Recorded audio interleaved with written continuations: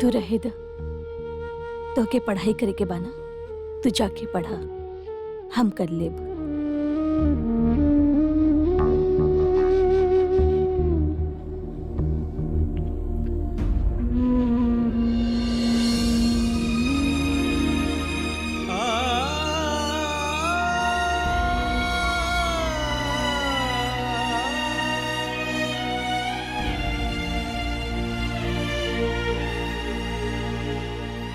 जा।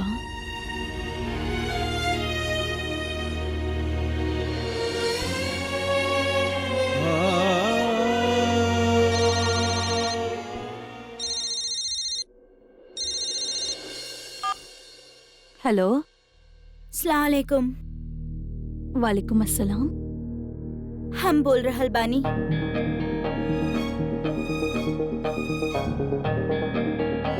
सब खैरियत तो बाड़े ना? काहे? आपके उम्मीद रहे कि कुछ बुरा होई? कैसन बात कर रहल बाड़ू? हम तो बस यही खातिर पूछने के काहे के राशिद वहाँ ना पहुँचले? का खूब चाल चल ले बानी आप उनका फसावे खातिर। ऐसन कोनो बात ना बा। जब आप खुद कुछ ना कर सकनी तो आप अपन औलाद के इस्तेमाल कईल शुरू कर देनी राशिद के वहाँ बुलावे खातिर। देखिए दिलशाद, आप राशिद से मेल जोल ना बढ़ाई, यही में बेहतरी बा दोनों घर के। आप राशिद से दूर रहीं। हाँ, कोनो चीज के जरूरत होखे, कोनो मदद चाहिए होखे तो हमसे कहीं। जब हम सिर्फ राशिद खान के बीवी रहनी, हमारा हाथ तब भी केहू के आगे मदद खातिर ना उठल, और अब तो हम असद अहमद खान के माँ बानी। अल्लाह के फजल से हमार बेटा इतना कामयाब बा कि हमार हाथ केहू के आगे मदद खातिर ना, सिर्फ दुआ खातिर उठेले।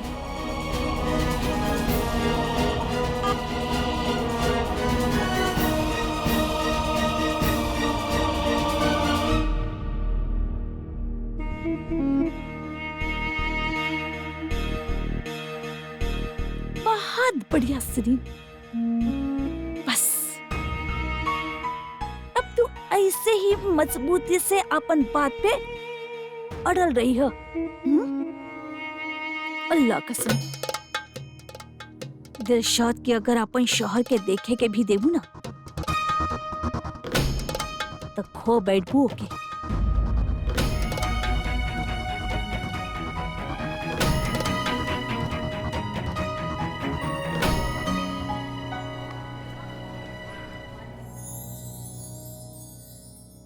अब तू कुछ ना बोलबा, सिर्फ हमके सुनबा। यू नो वॉट, कल आप ही और जीजू चल जाइए और हम अकेला रह जाइब आपन पास जाने खातिर।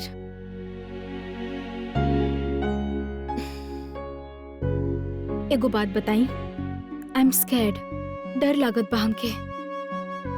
पता ना कौन बात के डर। हमके सारा सवाल के जवाब अकेले ढूंढे के बा, ई बात के डर। या हमके जवाब ना मिले, ई बात के डर।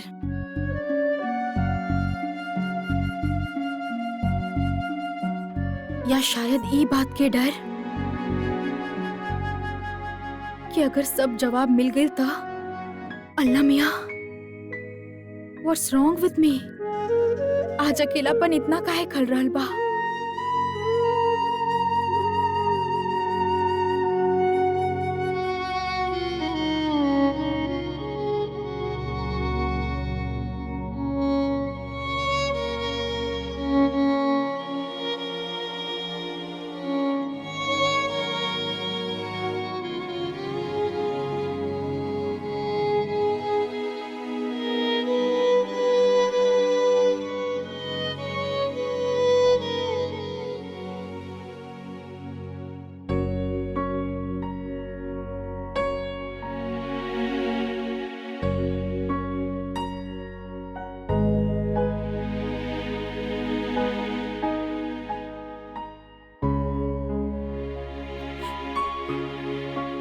सो मच अम्मी।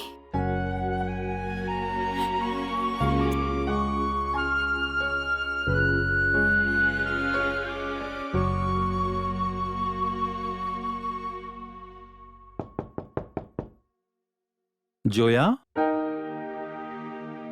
यस जीजू। का बात बा तू अभी तक जागत बाड़ू?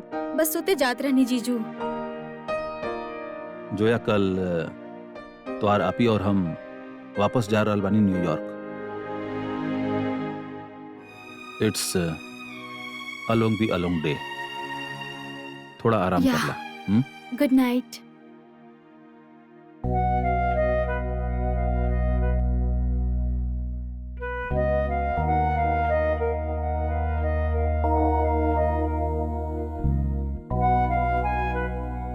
जोया, तू जे करे जा रहल बाड़ू ना, बहुते हिम्मत के काम बा और साथ साथ बहुत ही बेवकूफी के काम भी बा। हमार दिमाग तो कह रहल बा कि हम तो के यहाँ अकेले ना छोड़ी, अपने साथ ले जाई न्यूयॉर्क, पर हमार दिल कुछ और ही कह रहल बा। Anyway, all the best. Thank you so much जीजू। नाउ गेट सम रेस्ट, ओके? या।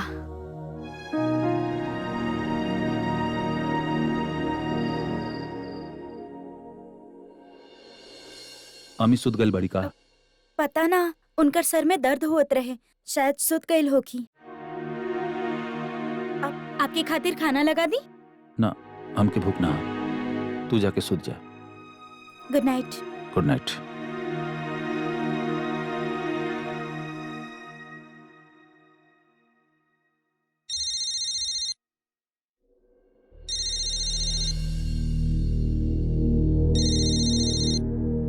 सॉरी, ये वक्त हम आपके कॉल ना ले सके नहीं। मेहरबानी करके बीप के बाद आपन मैसेज छोड़ दी। दिलशाद, हम जानत बानी कि तू बहुत नाराज पड़ू हमसे, और हम ये भी जानत बानी कि तुहार नाराजगी एकदम सही बा।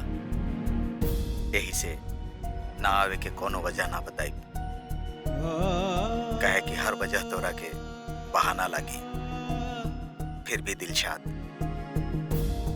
अगर तू हमके माफ कर पावत एक मर्तबा फोन जरूर करिया, और अगर तू फोन ना कैलू तो हम समझ जाए कि तू हमके माफ ना कैलू, और ओकरा बाद दोबारा तो के कबू परेशान ना करब। हम तो हर फोन के इंतजार करब। खुदा हाफिज। अगर अम्मी के ये मैसेज मिल गई था तो वो फिर उनके माफ कर दिए हैं, और वो फिर से उनके चोट पहुंचे हैं। ना अम्मी अपन फितरत बदल पाई और ना वो अपन। ऐसे बेहतर बा कि हम इस सिलसिला के ही जगह खत्म कर दें।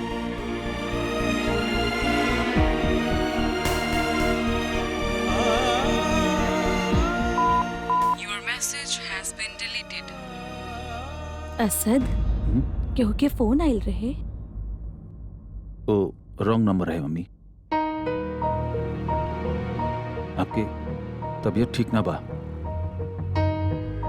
ना ऐसन कोनो बात ना, बस हल्का से सर दर्द होत रहे। अम्मी, आपके तबीयत ठीक ना बा तो जाके सुत जाए। तू अयान से बात कईला? जी, आप अयान की फिक्र मत करी, आपन फिक्र करी, जाके सुत जाए। Good night. Good night.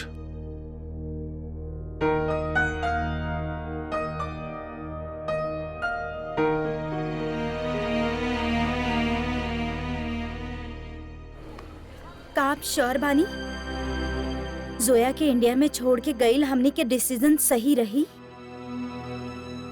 फिक्र मत कर जिनत, जौन लोगन के साथ हम ओके छोड़ के जा रहल बानी ओकर ख्याल रखे खातिर ओसे बेहतर कोई ना हो सकेला। आप जाने ले अनवर, हमके ये बात के बिल्कुल फिक्र नहीं खे। तो फिर ई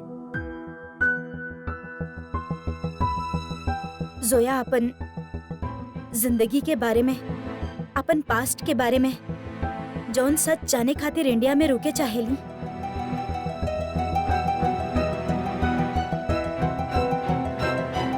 जीनत, हमनी ओके रोक भी तो न सकेनी ना। बाकी अगर जोया के सामने सारा सच्चाई आ गई तो वो कैसे बर्दाश्त कर पाई? जोया के सामने सारा सच्चाई ना आ पाई।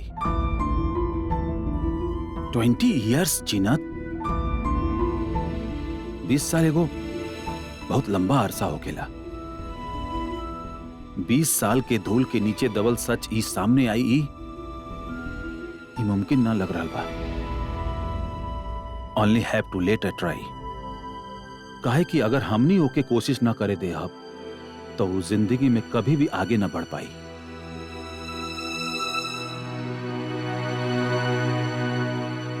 अल्लाह करे हमनी के जोया के सही लड़का मिले, जौन ओकर खुशी के हमेशा ख्याल रख सके। सही कहलू जीनत तू। हमनी के जोया खातिर एगो सही लड़का मिलल बहुत जरूरी बा। काहे कि हमनी जोया खातिर शादी ही सब कुछ है। तू देखी है, जब भी ओकर शादी होके, चाहे वो कैसन भी होके, वो ओके निभाई जरूर। अल्लाह जाने हमार जोया की किस्मत में का लिखल बा।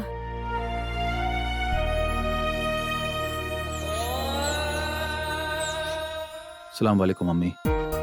वालेकुम अस्सलाम।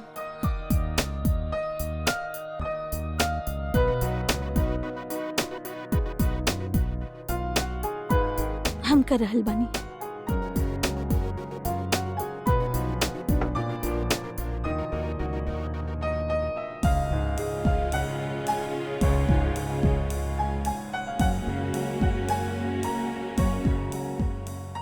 Good morning. Good good morning. Morning. भाईजान आपके मील्स।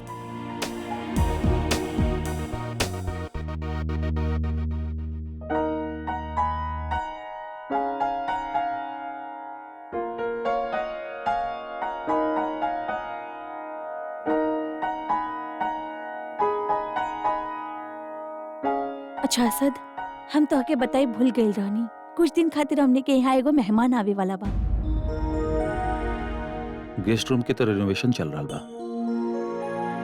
जब तक वो रेडी ना हो जात बा, हम अपन कमरा में एगो एक्स्ट्रा बेड लगा देतनी।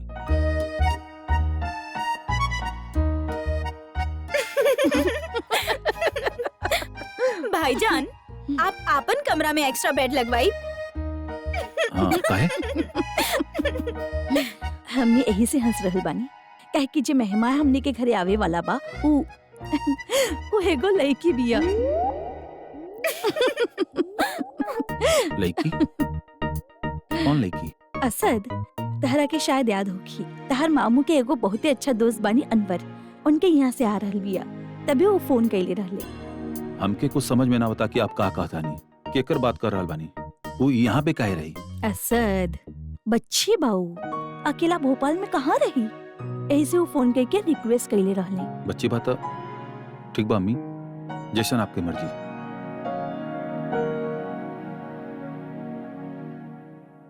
नजमा, ई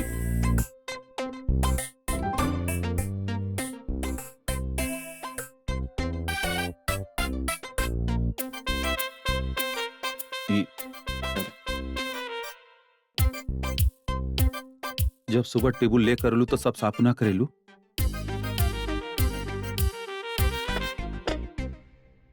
नजमा, ई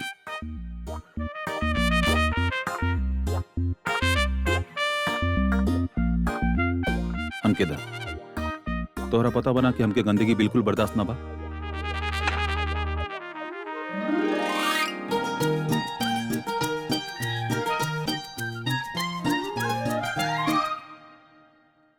जीजू ये आप का कर रहल बानी? हम उनका साथे रहब। हम बच्ची थोड़े ना बानी। जोया, तू फिर से अपन तमाशा शुरू कर देलू ना? तू केहू के भी बात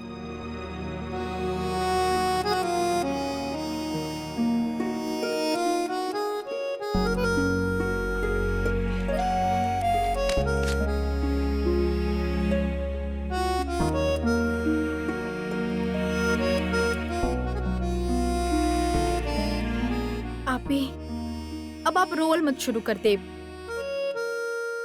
ओके फाइन, हम उनके साथ रहब, पक्का।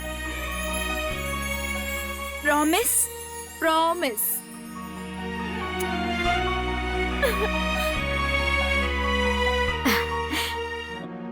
सलाम वालेकुम भाई। वालेकुम सलाम। भाई ई टोई वाला हमार बाइक लेके चल गई ले, छुड़वावे कहाँ जाए के पड़ी? लेक वाला पुलिस स्टेशन के पास। काहे बाइक काहे ले गई ले? भाई ई सब वो लड़की की वजह से भइल हा। कोनो लड़की तोहार बाइक काहे चलावत रहे? ना ना, वो हमार बाइक ना चलावत रहे, वो तो पैदल रहे। चलावत तो हम रहनी बाइक भाईजान, लेकिन जे रास्ता से वो जात रहे ना, वो रास्ता ही कच्चा रहे। यही से हम बाइक छोड़ के पैदल होकर पीछा कई नहीं। बेटा ऐसे लड़कियन के पीछा करत रहा तो आज तो पुलिस तोहार बाइक टो करके ले गई बा। अल्लाह चाहे तो एक दिन ऐसा भी आई कि पुलिस तोहरा के टो करके ले जाई। भाईजान आप गलत समझ रहल बानी। ई ऊ वाला लइके रहे जेकरा वजह से ऊ दिन मजार पे गुंडा सब हमार पीछे पड़ल रहले, और जेकरा वजह से आपके भी छोरा लागल रहे। और हम अपना आपके प्रॉमिस कइले रहनी कि जहाँ दिख गइल ना वो हमके छोड़ब ना ओकरा के। फिर का रहे भाईजान, पीछे निकल गई नहीं हम ओकरे। फिर का भाईजान, जब सामने जाके देखनी ऊ ना कहीं और रहे। अच्छा भाई, आज के जमाना के लेकिन से दूर रहा तो बेहतर बा। वो रोज जब वो लड़की की वजह से जब ये सब कुछ भइल रहे, वही रोज एगो साहिबा हमार गाड़ी के सामने आयल रहली। बहुते बदतमीज लड़की रहे वो। भाईजान आपके तो सिर्फ एक ही बार मिलल ना, हमके तो फिर से रिपीट टेलीकास्ट दिखा देहलस, और आज वही की वजह से फिर गुंडा सब हमारे पीछे पड़ गए। अजीब बात बा, जौने लड़की के हम जिक्र करता नहीं वो हमके दोबारा मिलल रहे और फिर से तमाशा कैले रहलू। हमार वाली तो मुसीबत हाँ ना परेशानी हाँ, लेकिन अल्लाह कसम का खूबसूरत परेशानी है भाईजान। वैसे आपके वाली कैसन बा? पता ना का हो खेला, 2 बार आप मिलल बाड़ाओ से। हम कहनी ना पता ना। यार जे भी होके भाईजान, हमार वाली तक खतरनाक हा। का हमार वाली लगेले बड़ा का भाई? कुछ ना भाईजान, वो आपके मुंह से हमार वाली बड़ा क्यूट लागेला। दोबारा बोली ना। आयान बेकार के बात बंद करा और जा अपन बाइक पिकअप करके आवा। हम दुआ करब भाईजान कि आपके आप वाली मिल जावे।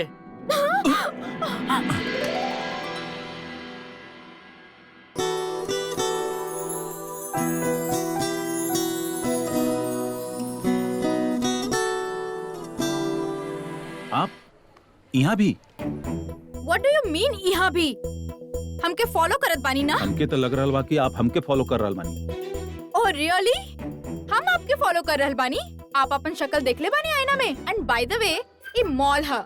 यहाँ पे हमरा अलावा हजारन लोग बाड़े जो आई गेस आपके फॉलो नहीं करत, अपन काम से आइल बाड़े। और हम भी यहाँ अपन काम से आइल बानी, अपन आपे खातिर गिफ्ट लेवे के बा हमके। तो जाके अपन काम करी, हमके घूरल बंद करी। एक्सक्यूज मी, हम आपके घूर रहल बानी? ओ या एग्जैक्टली हम आपके घूर रहल बानी, काहे कि एकरा से पहले हम बगैर दिमाग के जिंदा इंसान के देखले ही ना बानी। आप हमरा बात सुनी। ये पेपर स्प्रे के अच्छा तमाशा बा आपके, देखा हमसे दूर रहा। Oh really? हमके भी कोनो शौक ना बा आपके पास आवे के। आप का सोचले रहनी कि अकेला लड़की बिया, यूएस से आइल बिया, एकर यहाँ कौन कॉन्टैक्ट्स होखी? हमारे यहाँ पे बहुत सारा कॉन्टैक्ट्स बा। इनफैक्ट यहाँ के सबसे शरीफ और इज्जतदार लोगन के घर पे रुकल बानी हम। जेकरा घर पे आप रुकल बानी वो इज्जतदार और शरीफ बाड़े, ई मानल हमरा खातिर थोड़ा मुश्किल बा। आप सबके अपना जैसे समझ ले बानी। कब वो उनकर घर आई तो आपके पता चली कि बड़ा लोग कैसन होखेले। इनफैक्ट वो आपके अपन घर में घुसे ना दी है, तब बाहर से ही देख ले, दूर दूर से। जोन घर में आप रह रहल बानी ओकरा तरफ हम मुड़ के भी देखे ना चाहब। गुड फॉर यू, काहे कि वैसे भी वो आप जैसन लोग के अपन घर के अंदर घुसे भी ना दी है। अल्लाह हाफिज।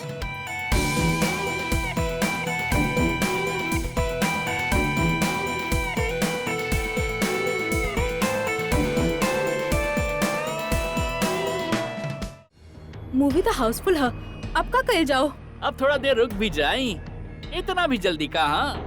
अब कुछ दिन पहले तक एगो लड़की हमने के साथ गाना गा के गईले रहे, आप भी गायब ता मजा आ जाए। बाय गॉड, कहा कि म्यूजिकल लोग हमके बहुत पसंद बाड़े। तब तो हम भी आपके बहुत पसंद आई।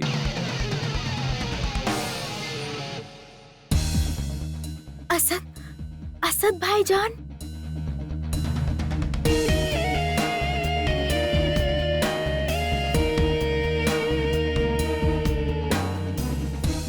आप गई हा और हम बजाई।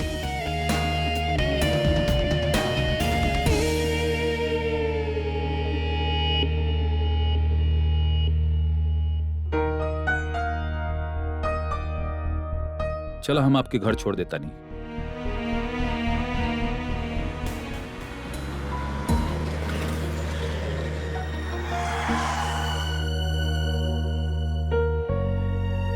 जाई और आइंदा ख्याल रखिए।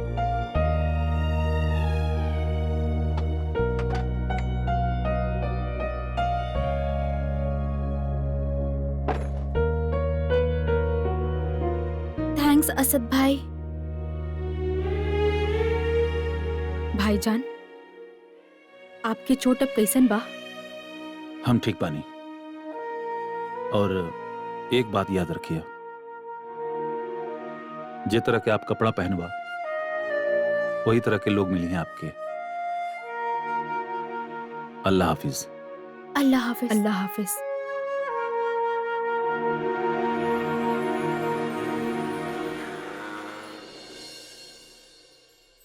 Hello.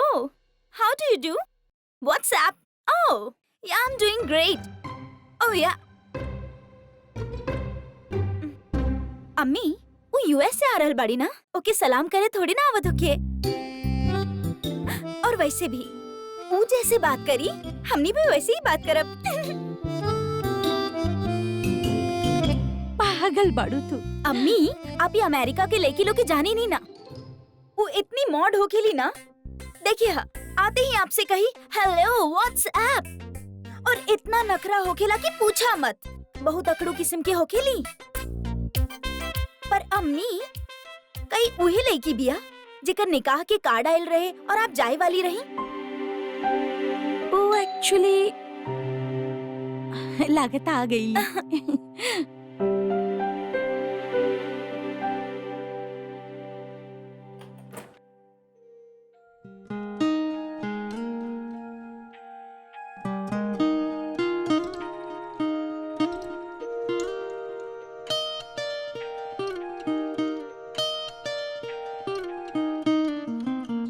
सलाम वालेकुम। वालेकुम अस्सलाम। हम जोया, जिन्नत आपी की छोट सिस्टर। आई होप जीजू आपसे बात कैले होके। हाँ हाँ बताइले बाड़े।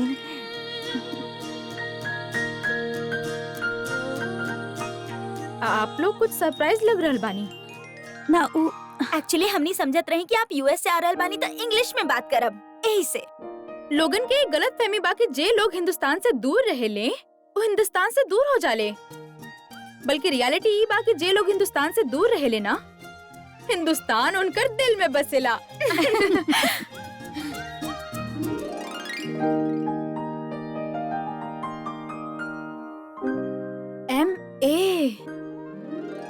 MA? माशा अल्लाह। आई मीन आपके घर बहुत ही खूबसूरत बा। ओह के डिजाइन कैले बा? हमार बेटा असद। वाओ, आपके बेटा तो बहुत टैलेंटेड बाड़े। यू नो व्हाट, अगर ये वक्त तो यहाँ होते ना तो हम उनका ये शेर सुनाईती। आपके घर में मोहब्बत बा एक कदर छाइल, आपके घर में मोहब्बत बा एक कदर छाइल, दीवार तक लवस बाड़े कोना में मिलल करेले।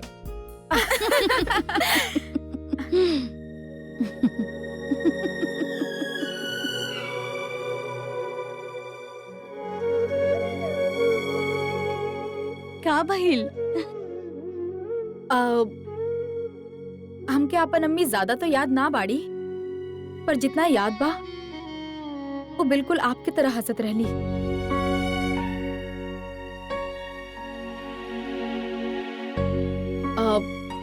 जीजू कहत रहले कि वो आपके छोट भाई जैसन बाड़े, तो हम आपके फूफी बोल सकीनी? काहे ना बोल सकेलू?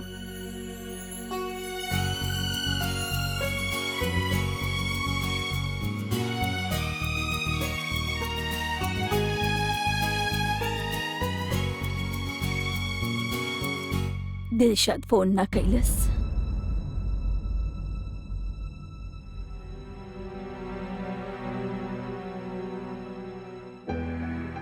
पूरा एक दिन हो गइल बा, अब तक उनकर कोनो जवाब नहीं आइल।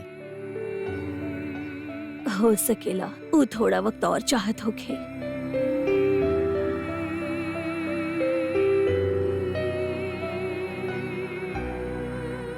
चली खाना लग गइल बा।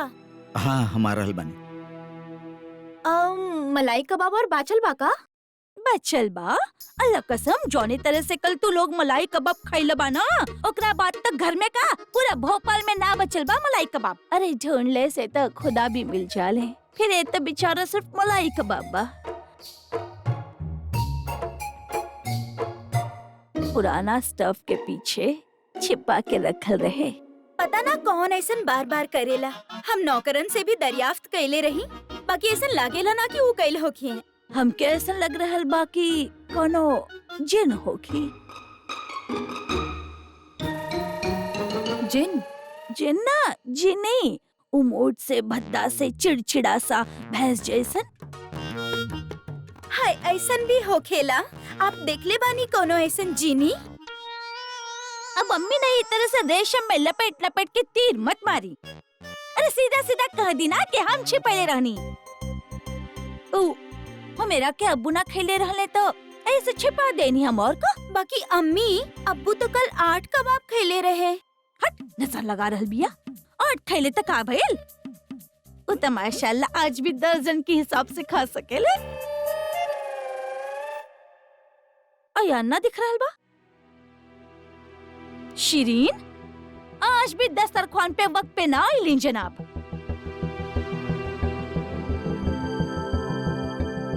अयान कहाँ बड़े? पता ना।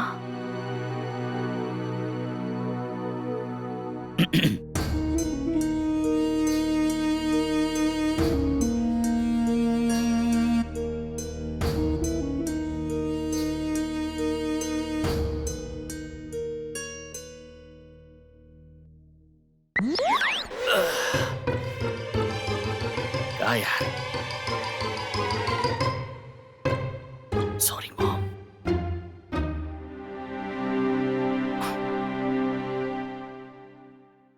तू लोगन के खबर भी बा?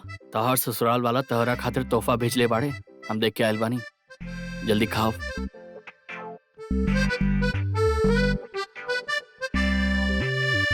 बिस्मिल्लाह करी। बिस्मिल्लाह। बिस्मिल्लाह। राशिद मियाँ, नया प्रोजेक्ट के मामला कहाँ तक पहुँचल बा? भाई लोग हमसे पूछ रहल बाड़े कि इतना देर काहे होत बा? ओ चल रहल बा काम। यूजुअली जे देरी होखेला परमिशन फाइल वगैरह में, पर आप फिक्र ना करें, हम सब संभाल ले। जे बीज बोइले होखेला ओके फसल के फिक्र तो होखेला ही। हम ही कारोबार शुरू कैनी, बहुत मेहनत और मुशक्कत के बाद ओके एह मकाम तक पहुंचाईनी, फिर तोहरा सपोर्ट कैनी। ख्याल रखिया ये प्रोजेक्ट ही साबित कर सकेला कि हम तोहरा पर भरोसा करके अच्छा कैनी। या जी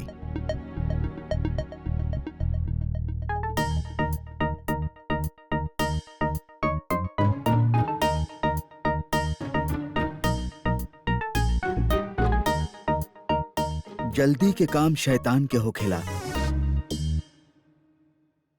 सुन ले बाड़ू ना? इत्मीनान से खा।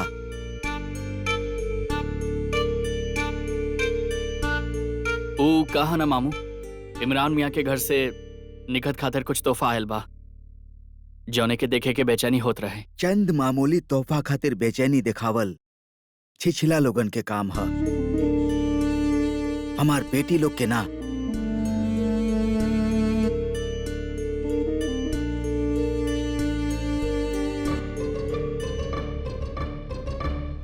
अब्बू कुछ पता चलल कार पे स्क्रैच के कैलस?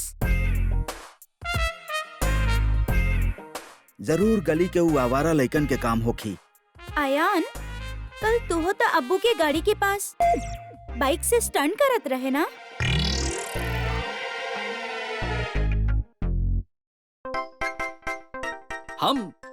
हम का स्टंट करब? और हम तो मामू की गाड़ी से बहुत दूर रहे नी, इज्जत करे नी बहुत।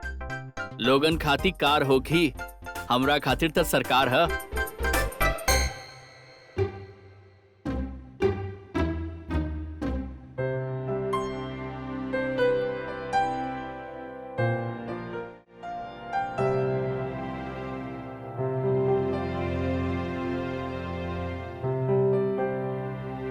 अयान,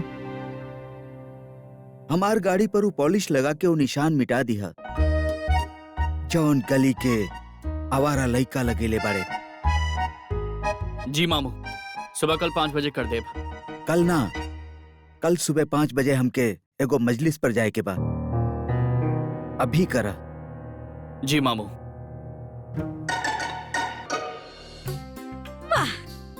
ये हो खेले असली जरदोजी। वाकई कितना साल बाद इतना बारीक काम देख रहल बानी शिरीन। जेवर भी कितना भारी बा भाभी। ओह, आ गई नहीं हुजूर, हमार अब्बू के गाड़ी पॉलिश करके। जी, पर उनकर खराब सामान ठीक करी रहल बानी त हम सोचनी आई आपके चेहरा भी पॉलिश कर देई।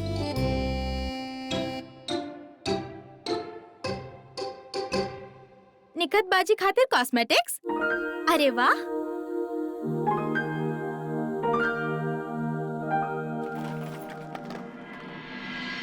पर ये सारा तो फेयरनेस क्रीम्स बा।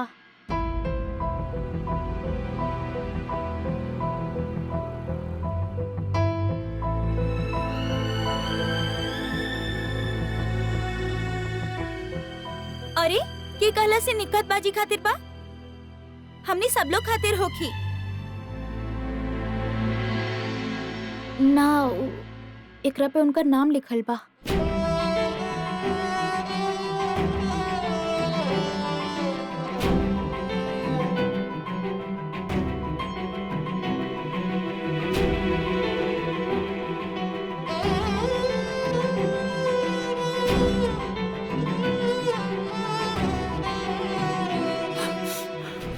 हम ये सब सामान वापस भेज रहल बानी। आयान, आयान छोड़ा, छोड़ा, सुन लेना हम का कहनी, छोड़ा।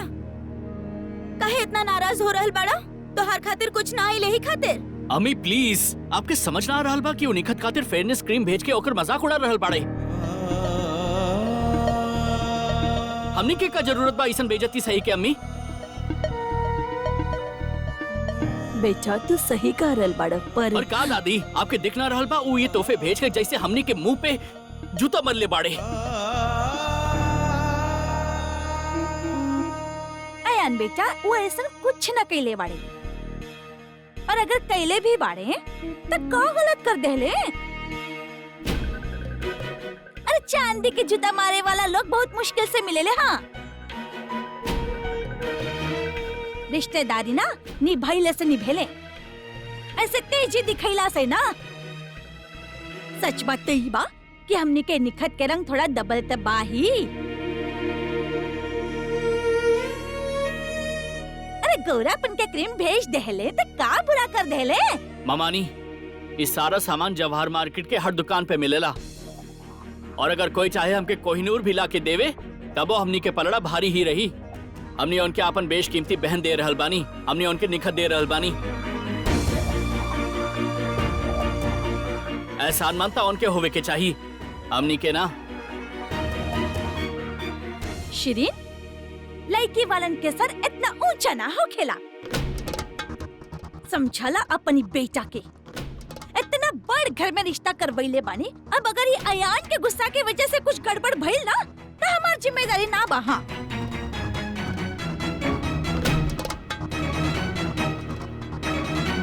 अभी खबर लेता नहीं है कर। हटी बेटा,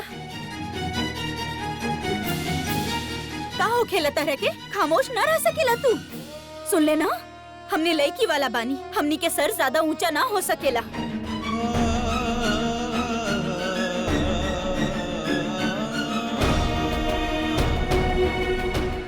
आपके घर बहुत खूबसूरत बा। I am impressed. Thank you. अब आप पूरा घर देख ले बानी, पर आपके रूम तो याद बना अपन? नया वाला या दाया वाला? दाया मीन्स राइट, बाया मीन्स लेफ्ट। ओके, कूल, याद रही। हम आपके छोड़ दे। नो, इट्स ओके स्वीटहार्ट, हम चल जाए। हमके याद बा बाया वाला। दाया वाला। I am so sorry. दाया वाला, cool. Yeah. Okay, I will go. चलिए, good night. Good night, by.